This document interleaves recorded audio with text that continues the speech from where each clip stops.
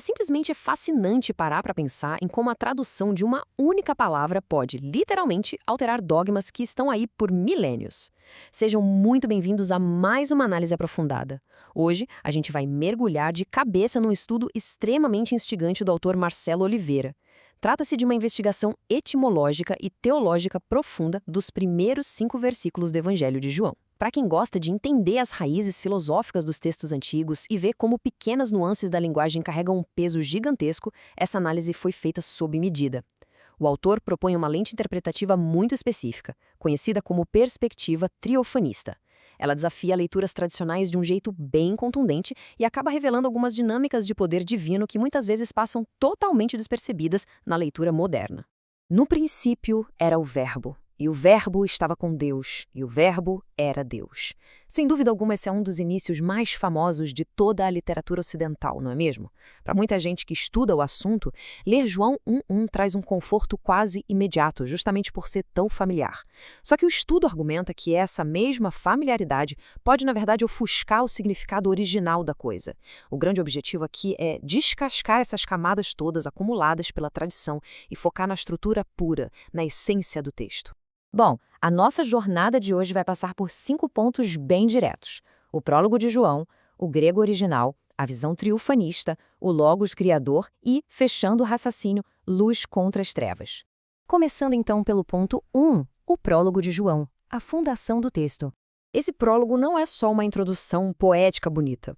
Segundo a pesquisa de Marcelo Oliveira, ele é literalmente a espinha dorsal de todo o argumento sobre como a divindade se manifesta.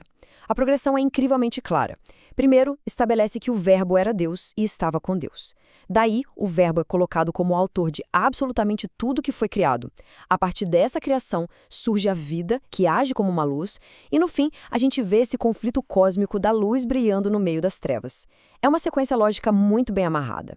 Mas para entender o peso real disso tudo, a gente precisa voltar um pouco no tempo e na linguagem. O que nos leva ao segundo ponto, o grego original. Desvendando o grego koine. Porque, convenhamos, o texto original não foi escrito em português. Ele foi escrito na língua franca da época, o grego koiné. E é até meio irônico ver como as traduções modernas costumam simplificar debates filosóficos monumentais em apenas 1 ou 2 palavras confortáveis. Peguem a palavra logos, por exemplo. A gente traduz só como verbo ou palavra, mas na antiguidade o buraco era bem mais embaixo. No mundo grego, logos era a razão universal que organizava o cosmos inteiro. O estudo mostra que o texto bíblico pegou esse termo super abstrato da filosofia e deu a ele um tom pessoal. Não é só uma simples palavra falada, é a própria essência divina em pura ação. E acompanhando logos, a gente encontra arqué. De novo, não é um comecinho qualquer. Esse termo aponta para a origem absoluta, uma autoridade fundamental. A análise destaca que en arqué, ou seja, no princípio, joga a gente para uma ideia de tempo divino. É um ponto lá na eternidade que a gente nem consegue compreender, antes sequer do universo físico ou do tempo cronológico existirem. Agora, avançando para o versículo 4, a gente tromba com zoé e phos. E aqui a diferença que o grego traz é brutal. Zoé não é só biologia, tipo respirar e ter um coração batendo. É a vida espiritual e eterna que emana diretamente do Criador.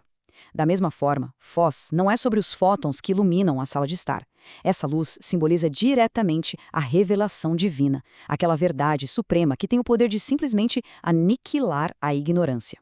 Mas aí bate aquela dúvida central. Se o Logos é essa força filosófica criadora presente desde a origem absoluta do tempo, quem ou o que ele é exatamente? É bem aqui que a nossa análise sai da aula de linguística e entra de sola num debate teológico da pesada. O que nos traz ao ponto 3, a visão triunfanista, a mudança de paradigma. A maioria da teologia contemporânea bate o olho no versículo 1 e já assume de forma meio que automática que o Verbo ali é Cristo, o Filho, existindo desde sempre. Em total contraste com isso, a perspectiva triofanista argumenta que o Verbo lá no comecinho não é Cristo como Filho, mas sim o próprio Espírito Eterno. Segundo essa visão, esse Espírito só se manifestaria num corpo físico como o Pai muito tempo depois. De acordo com o autor, a grande sacada do texto original é focar na diferença de corpos e manifestações ao longo da história e não em dizer que existiam várias pessoas separadas coexistindo na eternidade passada. E para bancar uma ideia tão ousada, o estudo vai caçar evidências em outras escrituras, olhando com lupa para as sutilezas dos tempos verbais. Peguem o Salmo 2,7 que diz: Hoje te gerei. O autor bate na tecla de que a palavra hoje demarca um momento claro de concepção, ou seja, o filho teve um ponto de partida. E fica ainda mais interessante em 2 Samuel 7,14. Eu lhe serei por pai. O fato de usar o futuro, o serei, é interpretado como uma prova cabal de que naquele momento da eternidade Deus ainda não era pai e Cristo ainda não existia como filho. É uma linha do tempo evolutiva da divindade que é, no mínimo, fascinante. Pensem comigo. Passo 1. Na eternidade passada existia apenas o Espírito Eterno incriado. Passo 2. Acontece a criação, e aqui tem um detalhe linguístico de cair o queixo. A palavra pai não é um nome próprio fixo, é um adjetivo relacional. Para alguém ser pai, obrigatoriamente tem que existir um filho, certo? Então, a entidade divina só assume o título de pai no momento exato em que cria os primeiros seres. E, finalmente, o passo 3, a encarnação. É quando esse mesmíssimo Espírito Eterno se faz carne, gerando o corpo que a gente conhece como o Filho. A essência espiritual, essa permanece estritamente a mesma do início ao fim. Chegamos então ao ponto 4, o Logos Criador, o ato da criação. A análise metodicamente vira o holofote para o versículo 3 e para um pronome que parece inofensivo, mas muda tudo. Todas as coisas foram feitas por ele. Tem muita tradução por aí sugerindo que as coisas foram feitas por meio do verbo, como se ele fosse só um instrumento secundário. Mas o autor é categórico em defender o por ele.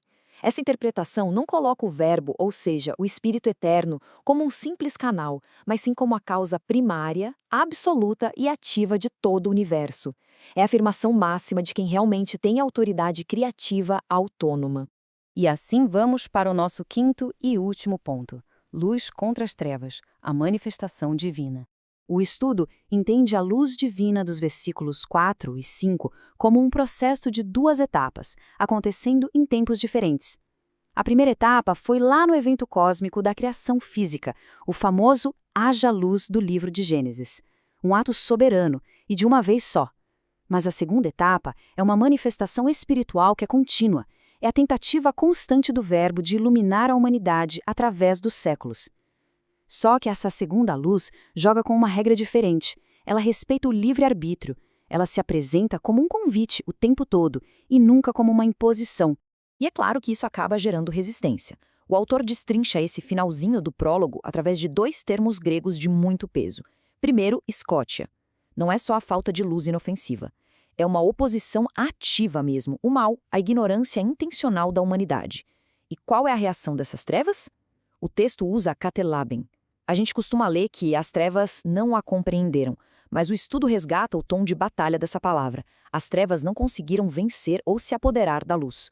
Por mais barulhenta e insistente que seja a oposição humana, ela simplesmente não tem força para apagar a revelação contínua do Logos. Para amarrar todo esse rigor analítico, o autor traz umas paráfrases que clareiam muito a mente. Sob essa perspectiva triofanista, o versículo 1 fica cristalino. O verbo é a própria essência divina existindo muito antes do tempo. O versículo 3 crava o verbo como o único criador absoluto, sem aquela divisão de pessoas lá no começo. E o versículo 5 sela a ideia de uma luz que não se apaga de jeito nenhum, batendo de frente com o mundo que simplesmente não consegue derrotá-la. É aí que a gente percebe que o texto vai muito além de um poema. Ele vira um verdadeiro manifesto teológico sobre uma divindade que é imutável na sua essência, mas superdinâmica na forma de se manifestar. A premissa central de que o prólogo é um mapa literal da evolução de um único espírito eterno deixa um impacto bem profundo. A pergunta que fica martelando é: se as traduções modernas, ou até a falta de compreensão das raízes do grego koine, moldam tanto a nossa visão, o que mais a gente aceita frequentemente como dogma inquestionável? É um baita convite para manter a mente aberta, não parar de questionar e sempre buscar clareza nas raízes de tudo.